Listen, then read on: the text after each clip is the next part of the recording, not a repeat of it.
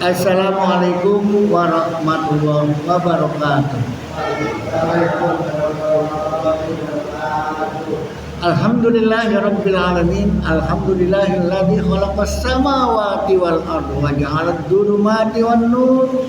Tsummal ladzina kafaru bi rabbihim ya'dilun. Walladzi khalaqakum min tin tsumma qada ajalan wa ajalun musamman indahu tsumma wa antum tamtarun. Asyhadu an la ilaha illallah wa asyhadu anna Muhammadan abduhu wa rasuluh. Allahumma sholli wa sallim wa barik ala Muhammad wa ala alihi wa sahbihi ajmain, amma ba'du. Para pemirsa sekalian, jamaah Masjid Al-Falah jelang iftar berbuka puasa 15 Ramadan 1446 Hijriah, baik yang ada di dalam ataupun di teras, bahkan yang ada di samping depan Masjid Al-Falah yang insya Allah ikut mendengarkan. Mari kita sama-sama pertama bersyukur, alhamdulillah diberi hujan deras, tapi kita semangat tetap keras. Ya, terima kasih kepada para donasi yang telah memberikan es, kurma ataupun jamuran-jamuran yang lainnya, ya, merupakan bagian ibadah, ikut menyemarakan, ikut meramaikan dan menyenangkan para orang-orang yang berpuasa, yang kalau diberi takjil makanan, alhamdulillah mereka akan mendoakan kita agar kita semua sama-sama umat Islam selamat dunia akhirat. Amin ya rabbal alamin. Maka yang masih di luar supaya masuk. Ini halilintar geledek geluduk terus bersuara, sahut bersahutan, berbarengan dengan mengguyurnya air hujan yang begitu deras. Mudah-mudahan tidak banjir. Ya, ini coba Jalan Muhammad Toha kuliner diguyur hujan. Waduh, dihujani dengan hujan. Ya, terus hujannya apa lagi? Ya, biasa malam minggu hujan duit pada tuku, pada beli, merema. Ya, para pembelinya banyak. Sekarang pembelinya kehujanan. Insya Allah nanti habis maghrib ataupun isya, para pengunjung insya Allah pada beli dagangan para pedagang-pedagang. Kasihan, mereka sudah masak, sudah siap jualan, pas jelang maghrib malah diberi hujan. Tapi hujan itu rahmat. Oke, kita bahas tentang hujan. Ya. Jamaah sekalian, apa itu hujan? Hujan itu yang turun dari langit berbentuk air. Ya. Terima kasih kepada para donasi yang telah memberikan apapun, ya, mudah-mudahan ya, diterima amal ibadahnya.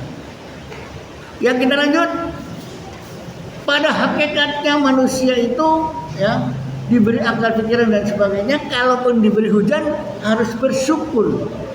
Hujan itu rahmat. Hujan itu rahmat. Oke, ya. A'udzu billahi minasyaitonir rajim. Alladzi ja'ala lakumul arda firasyan was samaa'a binaa'a wa anzala minas samaa'i maa'an fa akhraja bihi minas samarati rizqan lakum fala taj'alu lillahi amdadan wa antum ta'lamun. Jamaah sekalian, ini surat Al-Baqarah ayat 21 ya, menyatakan bahwa ya, Allah lah yang menurunkan hujan dari langit. Ya. Langit diciptakan, bumi dihamparkan, hujan diturunkan dari langit. Untuk apa? Untuk menyiram bumi-bumi yang kering itu. Kemudian tumbuhlah tumbuh-tumbuhan di berbagai macam tanah-tanah yang disirami hujan. Dan kemudian tumbuh subur, tumbuhan itu berbuah dan dimakan oleh manusia. Jadi pada hakikatnya hujan itu rahmat. Alhamdulillah, menyiram bumi yang kering jadi basah. Tapi hujannya banyak sekali, gimana jadinya banjir? Nah, di sini Ya, Allah tidak memberi banjir karena orangnya ketika mau membangun bangunan apapun, melihat apapun, ya tidak dipikirkan dulu dengan ilmu pengetahuan.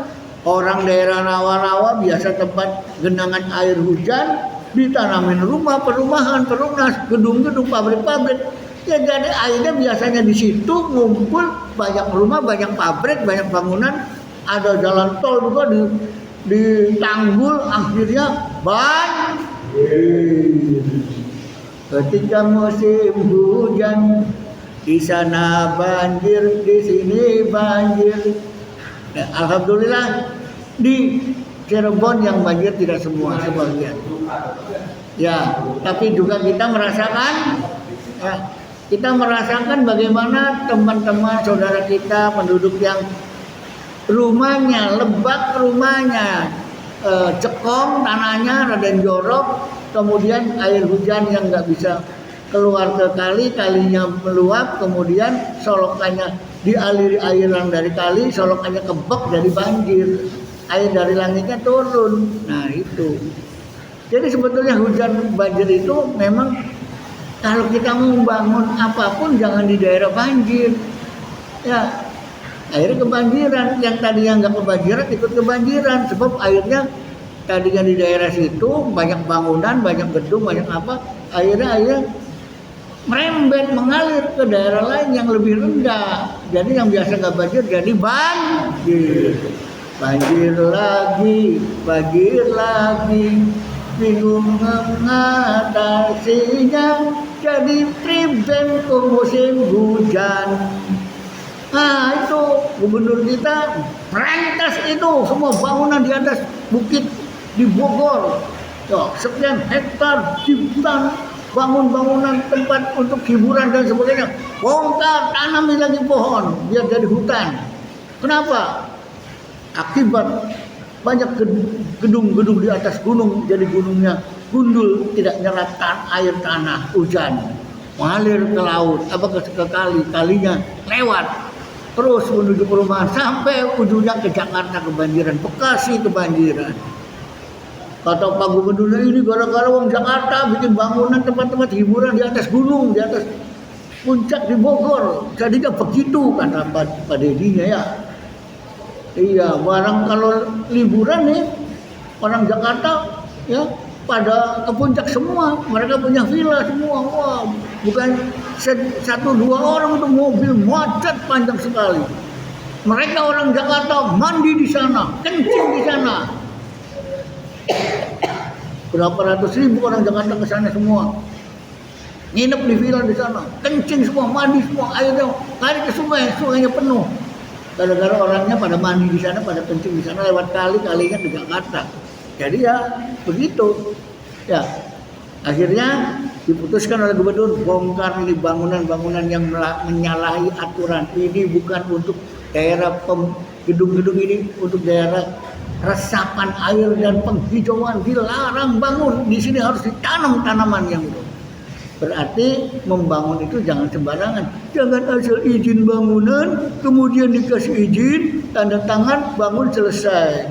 Ya, yang tanda tangannya dikasih tip, kasih duit yang tanda tangannya, ya, tapi tidak memikirkan bagaimana akibat daripada dia merestui menandatangani bangunan-bangunan yang tidak pada tempatnya, yang izinnya tidak disesuaikan dengan lingkungan AMDAL. Akibat daripada langsung terjadi sesuatu bencana. Nah di situ, dan Allah itu turunkan air hujan dari langit, dihamparkan ke bumi hujannya terus. Ya, buminya dihamparkan, disirami air hujan dan tumbuh-tumbuhan. Itu kan sudah siklus alam sunatullah yang sudah diatur. Nah di sini jangan sembarangan membangun apapun, tuh termasuk membuang apapun tuh, sampah di pinggir pantai sana, sama dikun, terus pesisir, buang sampah di kolam-kolam bekas empang-empang yang akan dibangun, silakan buang sampah di situ. Akhirnya bau udara pengap, bau sampah. Nah, Nah, di situ juga harusnya RT RW-nya tegas, dilarang buang sampah di sini. Akhirnya wali kota baru sekarang tadi kemarin dilarang dan buang itu sampahnya tempat titik pembuangan sampah di sana di gereja ini. Di sana dikeruk sampahnya yang sudah menumpuk merata di kolam-kolam empang-empang penduduk. Nah, di sini ketika kita sembarangan apapun, efek sampingnya adalah merusak lingkungan, sampah kesehatan, bau, apa dan sebagainya, jadi penyakit. Demikian juga hujan ketika banjir karena ketika bangun tidak sesuai dengan aturan. Disinilah. Ya. Oleh karena itu Allah sudah mengingatkan, ya, segala sesuatu apa yang dikerjakan itu harus dipikirkan terlebih dahulu. Wal tandur nafsu ma qaddamat lighad wattaqullah innallaha khabirum bima ta'malun. Perhatikan apa yang kau kerjakan itu untuk hari esok. Tuh, udah disindir sama Al-Qur'an. Perhatikan apa yang kamu akan kerjakan itu untuk hari esok. Nah, kalau sekarang kita bangun untuk hari tua terus. Kita membangun dunia, hari esok di akhirat terus. Apa kita kira-kira bermanfaat enggak ketika kita membangun daerah, membangun apapun bermanfaat buat kita di masa tua dan bermanfaat buat kita untuk di akhirat. Artinya apa? Membangun jangan menyengsarakan orang. Kayak ngebangun gedung bertingkat, rakyat disuruh paksa jual tanahnya, kalau enggak dia akan dimatikan sawahnya. Sebelahnya ada kali-kalinya diuruk, sawahnya mati, nggak ada pengairannya. Akhirnya apa? Akhirnya terpaksa dijual dengan harga murah dan mau dibangun bangunan untuk orang-orang kaya. Orang kayanya mending orang kita, orang asing yang pada masuk ke Indonesia, beli di situ, menetap di situ, lama-lama jadi banyak. Sepanjang jalan Pantura, sepanjang pantai-pantai pulau Sumatera, Kalimantan, Sulawesi, Jawa, habis semua pantai dibangun oleh orang asing dan ditempati oleh orang asing. Akhirnya para nelayan penduduk pantai jadi tersingkirkan, entah kemana. Akhirnya mereka menguasai pantai. Akhirnya kita akan dijajah oleh orang asing yang masuk dengan bikin warga negara KTP Indonesia. Nah, di sini jadi pemerintah juga ketika ada orang yang membangun di pantai itu harus perhatikan, ini kepentingan nasional PSN. Ya, mana nasionalnya? Yang penduduknya bukan orang nasional, orang Jawa, orang Sunda, orang Batak, penduduknya orang asing ya. Ya, kita lalu lihat bangunannya bangunan asing, budayanya budaya asing, bahasanya bahasa asing, ideologinya ideologi asing. Bisa jadi nanti ideologi Pancasila bakal diganti oleh ideologi asing yang masuk. Mereka menetap di pantai sepanjang pantai di seluruh Indonesia, dari mulai Sumatera terus sampai ke Papua. Mereka semua berupaya karena mereka punya duit dan penduduknya banyak. Nah, entah apa yang akan terjadi kalau para pemimpin kita tidak memperhatikan itu dan tidak membaca Al-Quran tadi. Al-Hasyr ayat 18, wal tandur nafsu ma qaddamat lighad. Ya, hendaklah setiap diri memperhatikan apa yang akan dikerjakannya untuk hari esok. Bukan diri kita sendiri, berkeluarga, bermasyarakat, berbangsa dan bernegara. Apa nih negara kita buat hari esok? Apa nih cita-cita anak kita buat hari esok? Apa nih cita-cita masyarakat untuk hari esok? Kalau di masyarakat pantai apa nih? Untuk hari esok anak cucunya jangan sampai terlantar, terpinggirkan, terusir dari pantai, tidak bisa mencari ikan di laut karena kampungnya digusur. Nah, ini entah jiwa nasionalismenya kemana, jiwa kebangsaannya di mana. Ya, bisa jadi orang-orang ini yang merestui dan memberikan kesempatan orang-orang asing menguasai pantai ini nggak paham tentang kebangsaan, nggak paham Pancasila, nggak paham Undang-Undang Dasar 45 itu bagian pembukaan melindungi segenap bangsa.